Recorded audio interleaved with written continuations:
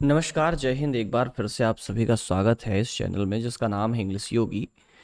और अभी आप जो देख रहे हैं ये है लिटरेरी क्रिटिसिज्म और थियरी का एक छोटा सा वीडियो जिसमें हम लोग कुछ most important writer book pair को डिस्कस करेंगे। देखिए, जब भी हम लोग लिटरेरी क्रिटिसिज्म लिटरेरी थियरी की बात करते हैं तो उसमें कॉन्सेप्ट, टर्म, इन दोनों के साथ साथ एक जो बड़ा महत्वपूर्ण प्रश्न पूछा जाता है वो राइटर बुक पेयर से पूछा जाता है। यानी कि लगातार हर एग्जामिनेशन में नंबर ऑफ बुक्स, उनके राइटर्स और उनका पब्लिकेशन ईयर आपसे पूछा जाता है। और होता क्या है, जब हम लोग थियरी को डिटेल में पढ़ रहे होते हैं तो उसमें राइटर्स और बुक्स को हम पढ़ते हैं बट वो याद नहीं होती, इसलिए हमने एक सीरीज़ बिगिन की है जिसमें आपको राइटर बुक पेयर या इस तरीके की वो सारी चीज़ें जो आपसे अलग तरीके से एग्जामिनेशन में पूछी जाती हैं उसको हम अलग करके बताने वाले हैं ताकि आप उसको याद रख सकें। इसको आप अलग से नोट कर लेंगे और आगे आपको एग्जामिनेशन में काम आने वाला है, क्योंकि नोट करेंगे तो उसको बार बार, दो बार, चार बार, छः बार जब आप रिपीट करेंगे तो चीज़ें धीरे धीरे आपको याद हो जाएंगी। क्योंकि ये एक ऐसी चीज़ें हैं जो फैक्चुअल होती हैं और फैक्ट्स बहुत ईजिली याद नहीं होते हैं। उसके लिए सबसे बेहतरीन तरीका यही होता है कि फैक्ट्स की एक अलग से लिस्ट रखी जाए, उसको बार बार रिवाइज किया जाए ताकि चीज़ें याद हो जाए। तो इसका पहला पार्ट था जिसमें हम लोगों ने टोटल 16 राइटर्स की बात की, 16 बुक राइटर पेयर की बात की थी। और अभी इस वीडियो में हम लोग 11 और बुक राइटर पेयर की बात करने वाले हैं जो कि आपके एग्जामिनेशन पर्पज से बहुत ही मोस्ट मोस्ट मोस्ट इम्पॉर्टेंट होने वाले हैं। इसी के साथ आने वाले टाइम में हम लोग कुछ और वर्क्स पेयर करेंगे, जिससे वर्क्स पेयर करेंगे, कुछ जो टर्म्स हैं उनको करेंगे, यानी कि वो सारी चीज़ें जो एग्जामिनेशन में क्वेश्चन पर्सपेक्टिव से इम्पॉर्टेंट है वो सब हम लोग करने वाले हैं। आगे बढ़ने से आपको बताएं कि हमारी वेबसाइट तैयार हो चुकी है englishyogi.in। आप इसको अपने फ़ोन पर, अपने लैपटॉप पर ब्राउज़र में ओपन कर सकते हैं, जहां पर आपको मास्टर स्ट्रोक बैच मिल जाएगा। बहुत नॉमिनल से चार्जेस आपको वेबसाइट के लिए पे करने होंगे। उसमें आपको ये सारे वीडियोस जो आप यूट्यूब पर देख रहे हैं बिना ऐड ब्रेक के, बिना किसी ऐड, बिना किसी डिस्टरबेंस के आप देख सकेंगे। साथ ही साथ वहाँ पर एक चीज़ और आपको मिलेगी, कई सारे आपको पीडीएफ नोट्स मिल जाएंगे जिसको आप इजीली एक्सेस कर सकेंगे। साथ ही साथ एग्जामिनेशन से 50 डेज पहले वेबसाइट पर एक टेस्ट सीरीज लॉन्च होने वाली है जिसको हम लोग करेंगे 50 डेज पहले बिगिन करेंगे। एवरी डे एक टेस्ट, यानी कि 50 डेज में 50 टेस्ट, यानी कि जो टारगेट है 5000 क्वेश्चंस बिफोर योर एग्जामिनेशन, हम लोग उसको टेस्ट के रूप में प्रैक्टिस करेंगे और उसका सॉल्यूशन भी करेंगे। तो चलते हैं, बढ़ते हैं आज के इस वीडियो में और देखते हैं इस पार्ट सेकंड में हमने वो कौन कौन से मोस्ट इंपॉर्टेंट वर्क्स हैं जिसको हमने यहाँ आपके लिए रखा हुआ है। आइए देखते हैं। पहला क्वेश्चन, पहला वर्क देखिए, तीन कंटिन्यूसली एक ही प्रकार के वर्क हैं, लगभग उनका मिलता जुलता टाइटल है और राइटर्स भी लगभग सिमिलर हैं। ठीक है, उनको देखते हैं। नंबर 1 लिखिएगा। ठीक है, number 1, understanding poetry.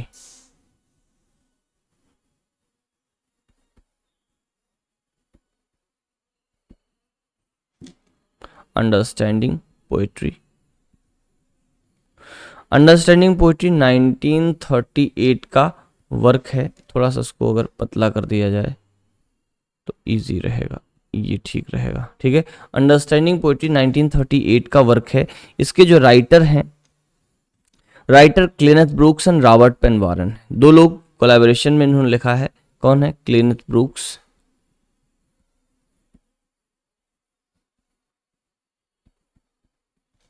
And Robert Penn वारन।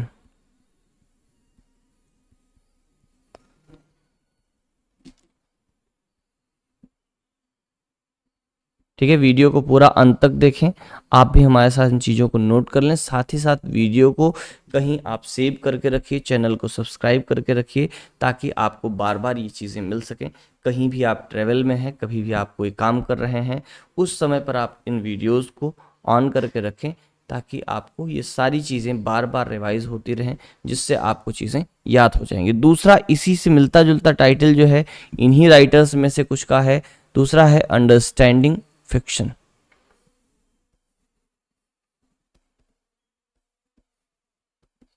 Understanding fiction.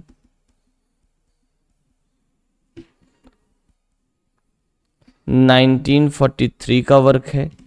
This is written by Cleanth Brooks and Robert B Heilman, sorry same writer है इसमें भी, Cleanth Brooks and Robert Penn Warren, ठीक है,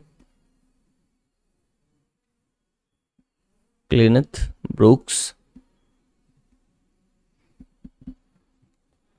and Robert Penn वारन।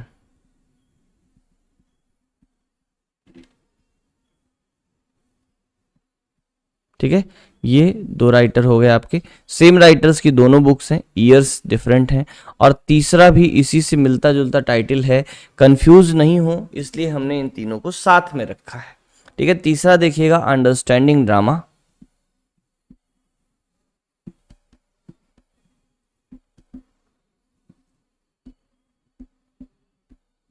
Understanding drama, इसमें आप क्या मिलेगा, that is, इसका पहले तो पब्लिकेशन ये लिखिए 1945 का वर्क है। इसमें एक राइटर तो सिमिलर है, क्लिनेथ ब्रूक्स कॉमन है सब में,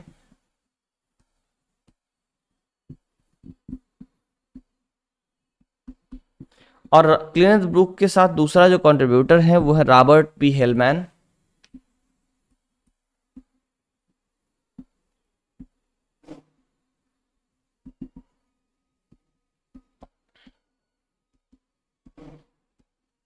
रॉबर्ट बी हेलमैन, ये दो राइटर हो गए।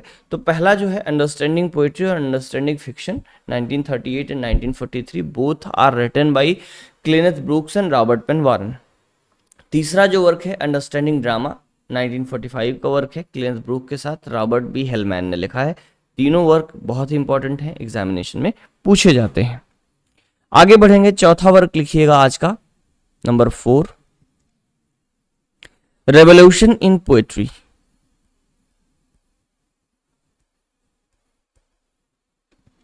अच्छा, ये ऊपर वाली स्लाइड में आपको कुछ चीज़ें किनारे की कट गई होंगी, मेरे पीछे हो गई होंगी, मैं 1 मिनट के लिए हटता हूँ, आप जो है इसका स्क्रीनशॉट ले लें। रॉबर्ट बी हेलमैन, मैं थोड़ा सा गायब ही हो जाऊँ,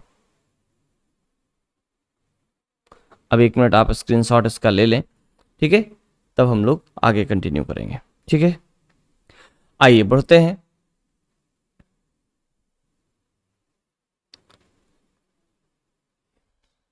नेक्स्ट चौथा जो फोर्थ वर्क लिख रहे थे वो था revolution in poetry, in poetry, revolution in poetry, ठीक है, 1974 का वर्क है, 1974 पब्लिकेशन ईयर है, and it is written by Julia Kristeva. किसने लिखा है? जूलिया क्रिस्टेवा।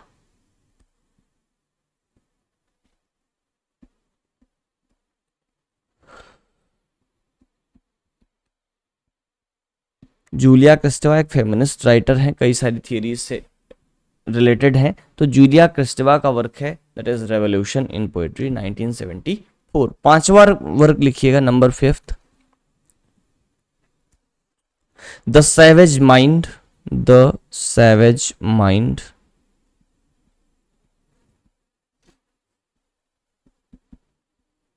द सैवेज माइंड जो है ये 1962 का वर्क है। कब का है? 1962 का वर्क है, ठीक है, लिखा है सी डी लेविस ने। सी डी लेविस मतलब क्लॉड लेवी स्ट्रॉस।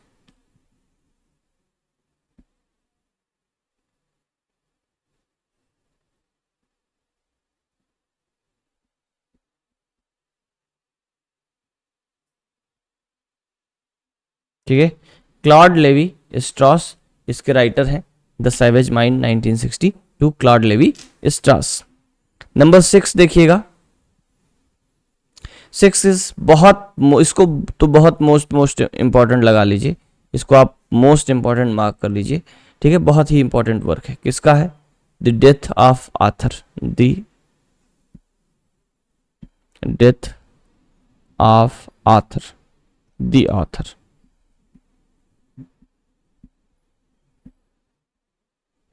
ठीक है, the death of the author 1968, clear. लिखा किसने है? That is a work by Roland Barthes.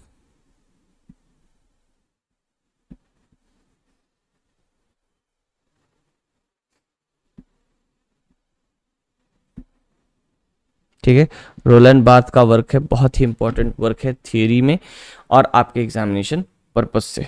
ठीक है, अगले वर्क के हम लोग नेक्स्ट स्लाइड पर चलेंगे।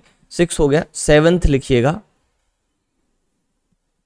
टोटल 11 इसमें हम लोग लिखने वाले हैं। छोटे छोटे पार्ट्स में वीडियोस इसलिए कर रहे हैं कि टुकड़ों में आपको याद होना आसान होगा और छोटे वीडियोस देखने में आपको परेशानी कम होती है, ऊब कम लगती है। थोड़े थोड़े टुकड़ों में छोटे छोटे टॉपिक्स कंप्लीट होंगे, बहुत अच्छा हो जाएगा। ठीक है, नेक्स्ट वर्क जो हम लोग लिखेंगे, फ्रॉम वर्क टू टेक्स्ट। कौन सा वर्क है? From work to text. 1971 का वर्क है। ठीक है, 1971। ठीक, लिखा किसने है? राइटर सेम है, Roland birth.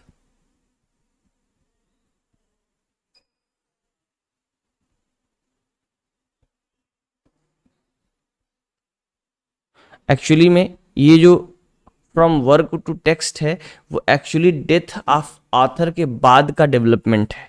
Death of author के बाद के डेवलपमेंट से मतलब ये है कि उन्होंने माना कि जैसे कोई वर्क लिखा गया, जब तक लिखा गया वो क्या है? एक वर्क है। लेकिन लिखने के बाद, पब्लिश होने के बाद जैसे ही वर्क ऑफ लिटरेचर किसी रीडर के हाथ में आता है, देन वहां पर राइटर की एग्जिस्टेंस खत्म हो जाती है। राइटर की एग्जिस्टेंस खत्म होने का मतलब writer is dead. Now death of author is the birth of reader, और रीडर का बर्थ होता है, and this birth of reader makes a work of literature a text. ठीक है, यानी कि जब तक ऑथर जिंदा था तब तक वो वर्क क्या था? वो वर्क था। ठीक है, अभी जैसे ही डेथ ऑफ ऑथर हुई, डेथ ऑफ ऑथर से फिजिकल डेथ से मतलब नहीं है, डेथ ऑफ ऑथर से मतलब है कि वर्क अगर पब्लिश होकर के रीडर के हाथ में आ गया तब वो क्या हो गया? Then it is author is dead. अब उसकी जो पूरी की पूरी मीनिंग है वो रीडर के पास में है, रीडर के हाथ में है, वो जैसा चाहे वैसी मीनिंग इसकी निकालेगा। आगे लिखते हैं नंबर 8। नंबर 8 देखेंगे हम लोग, ऑफ ग्रामेटोलॉजी। इसको भी आप इंपॉर्टेंट मार्क कर लीजिए, बहुत ही इंपॉर्टेंट वर्क ये भी है, ऑफ ग्रामेटोलॉजी।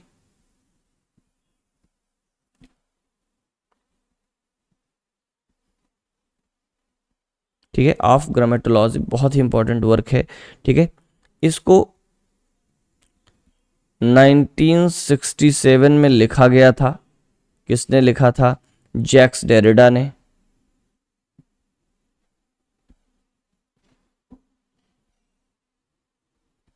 ठीक है, किस लैंग्वेज में लिखा था? In French language. ठीक है, इंग्लिश में कब आया? इंग्लिश ट्रांसलेशन कब? 1976। ठीक है, किसने किया? By Gayatri Chakravorty Spivak. ठीक है, Gayatri Chakravorty Spivak, GC Spivak हम लिखते हैं शॉर्ट में।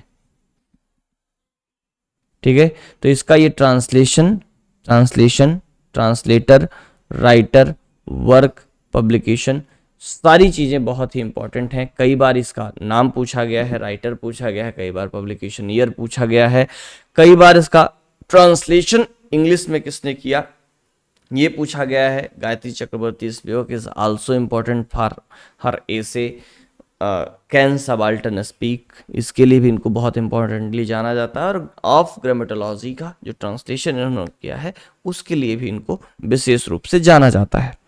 अगला हम लोग लिखेंगे next number 9, the pleasure of the text. The pleasure of the text.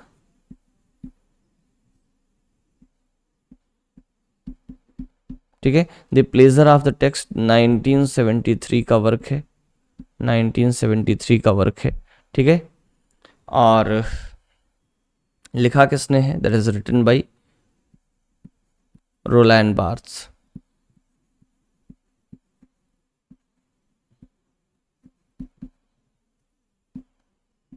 ठीक है, रोलैंड बार्थ इनका वर्क है, बहुत इंपॉर्टेंट वर्क है। आगे बढ़ेंगे हम लोग, नेक्स्ट पर चलेंगे। नंबर 9 के बाद 10 लिखेंगे, दो टोटल, दो और लिखेंगे हम लोग, बस 11 तक लिखेंगे, उसके बाद फिर नेक्स्ट पार्ट में करेंगे, ठीक है। S oblique Z, S oblique Z, ये क्या है, सॉरी ऑब्लिक परसेंटेज हमने करते, S ऑब्लिक Z, ये जो है एक ऐसे है, क्या है ये ऐसे है, 1970 में लिखा गया था बाय रोलैंड बार्थ। किसने लिखा था? रोलैंड बार्थ, ठीक है। 11वां और आखिरी वर्क जो आज का हम लोग लिखने वाले हैं, the revolution in language, the revolution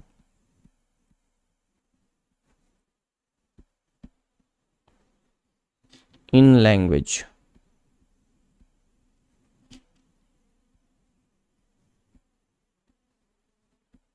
ठीक है। द रेवोल्यूशन इन लैंग्वेज, इस 1974 का वर्क है, 1974 का वर्क है, और इसको लिखा है जूलिया क्रिस्टेवा ने, जूलिया क्रिस्टेवा,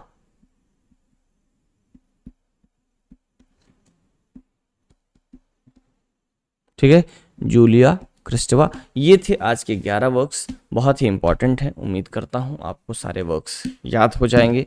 आप इसको लिख लेंगे, 2 से 4 बार आप इसको रिपीट करेंगे। याद होने का मतलब ये है कि एटलीस्ट वर्क आपके सामने आए तो आप उसके राइटर को पहचान सकें, ठीक है। तो सबसे पहले आपको फिर से एक बार हम लोग रिवाइज कर लें, ठीक है। 3 वर्क्स हैं, understanding poetry, understanding fiction, understanding drama. Understanding poetry 1938 का है, अंडरस्टैंडिंग फिक्शन 1943 का है, और अंडरस्टैंडिंग ड्रामा 1945 में लिखा गया, ठीक है। पहले 2 वर्क्स यानी कि understanding poetry and understanding fiction के जो राइटर हैं वो कौन है? Robert Penn Warren and Cleanth Brooks. तीसरा जो वर्क है अंडरस्टैंडिंग ड्रामा, उसमें क्लेनेथ ब्रूक्स के साथ रॉबर्ट बी हेलमैन है, ठीक है। ये आपको याद रखना है। इसके बाद आगे हम लोग बढ़ेंगे तो 3 के बाद चौथा जो वर्क है that is revolution in poetry, 1974 का वर्क है। यहाँ पर क्रिस्टेवा की स्पेलिंग हमने गलत लिखी है, ठीक है। क्रिस्टेवा की स्पेलिंग सही कर लीजिए, चलिए, ठीक है। चौथा जो वर्क है revolution in poetry 1974, Julia Kristeva का वर्क है। सैवेज माइंड 1962, क्लॉड लेवी स्ट्रास का वर्क है। And most important work the death of Arthur 1968 का है, रोलैंड बार्थ ने इसको लिखा हुआ है। आगे बढ़ेंगे next, that is from work to text 1971, Roland Barthes का वर्क है। There after number 8 of grammatology 1967, French में लिखा गया, जैक्स डेरिडा ने लिखा था, और इस फ्रेंच वर्क को ट्रांसलेट किया इंग्लिश में 1976 में जीसी स्पिवक में। जीसी स्पिवक बोले तो गायत्री चक्रवर्ती स्पिवक, बंगाल की हैं, अपने इंडिया की, ठीक है। इन्होंने इसको इंग्लिश में ट्रांसलेट किया। Gayatri Chakravorty Spivak is also known for her concept can subaltern speak, ठीक है। नंबर 9 वर्क है आपका pleasure of the text 1973, pleasure of the text 1973 that is written by Roland Barthes, ठीक है। देयर आफ्टर आखिरी के 2 वर्क्स आज के इस वीडियो में है। SNZ एक ऐसे है, S ऑब्लिक Z, 1970 का वर्क है, रोलैंड बार्थ ने लिखा है। And finally the last one is the revolution in language 1974, Julia Kristeva का वर्क है, ठीक है। तो ये थे आपके आज के इस वीडियो में 11 वर्क्स, लगभग 20 मिनट हमको लगा है, इसको हमने 2 बार आपके सामने रिपीट कर दिया है। आप इस वीडियो को 2 बार 4 बार देखिएगा, एक बार में ही नहीं, रेगुलरली, कम से कम 2 से 3 दिन रेगुलर से नियम बना लीजिए, ठीक है। आज सुबह में देखा, कल सुबह में देखा, परसों सुबह में देखा, कम से कम 3 से 4 दिन रिपीट करेंगे तो आपको ये चीज़ें याद हो जाएंगे। साथ ही साथ क्या करें, आप इसको लिख करके रख लें, ठीक है, और हर हफ्ते 10 दिन पर इसको पलट करके पढ़ते रहें। इससे क्या होगा, ये राइटर और वर्क पेयर आपको जो है वो रिमेंबर रहेगा। हर एग्जामिनेशन में कम से कम 5-7 क्वेश्चन, 10 क्वेश्चन ऐसे पूछे जाते हैं जिसमें राइटर बुक पेयर या फिर कोई टर्म और क्वाइनेज का पेयर, इस तरीके के पेयर्स पूछे जाते हैं। पेयर वाले क्वेश्चंस होते हैं जो कि महत्वपूर्ण होते हैं और बड़े कंफ्यूजिंग होते हैं। उसको सॉल्व करने का 100% तरीके से यही सबसे बेहतरीन तरीका है। ये मेरा अपना अनुभव है और अनुभव से ही मैंने ये सारे वर्क्स इकट्ठा किए हैं, इसको हम आपको इकट्ठा करके दे रहे हैं। अगले वीडियो में हम कुछ और वर्क्स की बात करेंगे या फिर कुछ अन्य चीज़ों की बात करेंगे। इसमें बस इतना ही, मिलेंगे नेक्स्ट वीडियो में, तब तक नमस्कार, जय हिंद। चलने से पहले अगर आपने चैनल पर नए हैं तो चैनल को सब्सक्राइब कीजिएगा, दोस्तों के साथ शेयर करिएगा। तब तक नमस्कार।